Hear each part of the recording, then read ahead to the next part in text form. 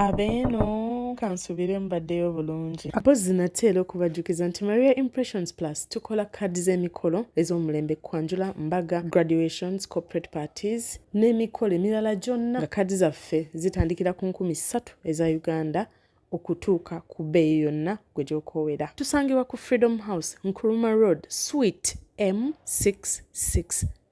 Nga n'akasembayo tutandike temwerabira okusubscribinga ku YouTube @Impressions Plus n'okufollowinga backup yaffe eya Impressions Plus Family. Lady Maria Gyebaleko kansubire oli bulungi. Enamba yo nno nagigye ku TikTok era ng'ensonga ebadde kunnoonyesa nsaba buyambi si bwa nsimbi nti oba kiki, naye singa wabeerayo omuntu yenna awulira ekizibu kyange ng'asobola okumpa amagezi oba n'andagirirako gye nsobola okulaga, nja kubeera grateful. Lady Maria nina UTIs. Okusinziira ku research gye nkoze, mmaze nazo emyaka 8 kati. Ngezezzaako buli ky'owulira kyonna ekisoboka, UTIs zigaanye okuwona. UTIs zino zaatandika okunkwata nali mu P7.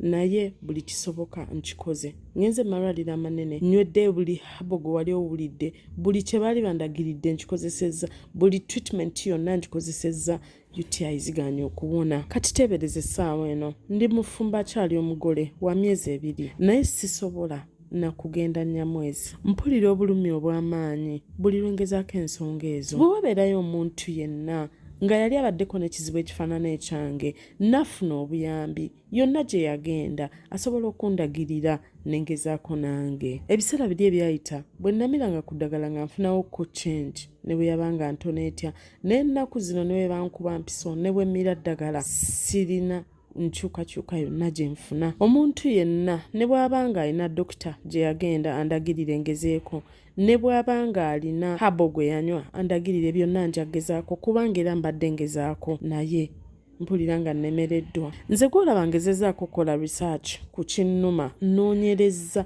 kuba buli ddwaliro ndigenzeemu ly'owulira erisoboka, naye kirabika nti wano mu Uganda tewaliwo basawo bakugu basobola kujjanjaba chronic UTIs. Bwe wabeerayo omuntu yenna ng'alina amagezi gonna oba ng'alina omuntu yenna gw'amanyi oba ng'amanyi dokita yenna asobola okujjanjaba chronic UTIs, nze gwe simanyi annyambe, naye ndi mu bulumi. N'omuwala gwe nfolowinga omuzungu ayogererako obwo bulwadde ng'obwange bwe nnina, naye alina n'eddagala lye yayogerako. Eddagala eryo nalinoonya ne limbula, kawabeere ku Amazon eddagala teryaliyo, nga lirabika lisangibwa ng'eyo mu first world countries, era omuntu yenna ayinza okuba n'obusobozi obusobola okumpeereza eddagala eryo wano. Bambi nsaba reaching out, nja kuba nkuwuliza. Lady Maria ateebereza omukyala omufumba omugole. Buli kaseera omusajja oba ogenda kuwoza, bw'oli omulwadde paka ddi olina kulwana ne weerwanako nga ggwe omukyala, naye nze wendi amagezi agange gaweddeyo. Abawuliriza abo bwe wabeerayo omuntu yenna asobola okunfunirako obuyambi bwonna, bambi munnyambe. Bwe wabeerayo dokita yenna gwe musobola okurekomendinga, please mbeegayiridde. Bannange nina amalwaliro gye ngenze nga gynecologist akwekebejja n'akuggyako omusaayi, ne bakola blood culture, ne banoonya buli kye banoonya, n'omutunuulira nga naye akutunuulidde naye nga n'ekyokukunnyonnyola takirina. Omanyi okubeera buli kaseera ng'oli irritated mu bitundu ebyo. On top of that, omanyi okufuna obulumi obw'amaanyi ng'omuntu atambula mu bigere ku njazi ng'amayinja gakufumita, enjazi zikufumita ku lusozi Nyamwezi. Bannange oba ogenda kwewolereza paka ddi? Obulumi buba bungi. Ate buno obulumi nze mbadde nabwo ne bwe nali nga sinatandika nsonga z'Enyamwezi. Ate tekiriko nti n'oba mba nagenze Nyamwezi, naye mba nagenze naye mba saagenze, mbeera n'obulumi. Sikozesanga ku family planning. Sirina kintu kyonna kiri awo kye nsobola kugamba nti ekyo nali nkozesezza. Ensonga z'Enyamwezi nazitandika ndi muntu mukulu, sigamba nti oba nnina ekyansiigibwa, nedda. Nagenda okutandika ensonga z'Enyamwezi already nga pain eri mbadde nga mbeera nayo. Engeri nze gye ngezezzaako ne nnemererwa, nsazeewo obubaka bwange buno mbuyisize wano.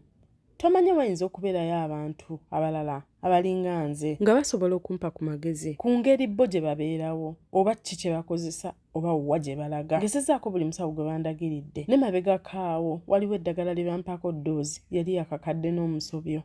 Saafunawo wadde enjawulo. Ate munnange n'obubaka buno bwe bunaafuluma, tomanya wayinza okubeerayo abantu abalala eyo abayita nange mu kyempitamu naye nga tebamanyi na waakubuuza, tebamanyi ani waakutuukirira, nga bagezezzaako mu malwaliro ng'ewaka bagezezzaako, bafumbye habo bamunywedde eddagala ezzungu balikozesezza naye ng'ate era tebafunyeewo njawulo. N'asanyuka ng'afunye obuyambi. Eddagala eryo nno lyali anoonya ekifaananyi kyekyo ekiri awo wansi. Nsaba omuntu yenna oba oli mu Uganda oba oli mu nsi ewabweru ng'olina engeri yonna gy'osobola okuyamba omwana atono n'afuna eddagala eryo ojje mu inbox yange twogere. Abakyala ffenna tukimanyi UTI ekuluma eddakiika 10 n'owulira ng'obulamu bwonna bugenze naye ate obulamu bwo bwonna. Mpulira bagamba eddwaliro ly'e Mulago lirina buli department yonna. Omuntu yenna amanyi department abantu bano abalina UTIs eziri chronic gye basobola okugenda turecommendingireyo nga toturecommendinga lwakuba nti waliyo ba gynecologist but ba specialists abasobola okujjanjaba UTIs ng'era bwe muwulidde agezezaako naye alemereddwa. Nsigadde ndi Lady Maria, your voice, maestro. Mbagala nnyo mubeere bulungi. Bye.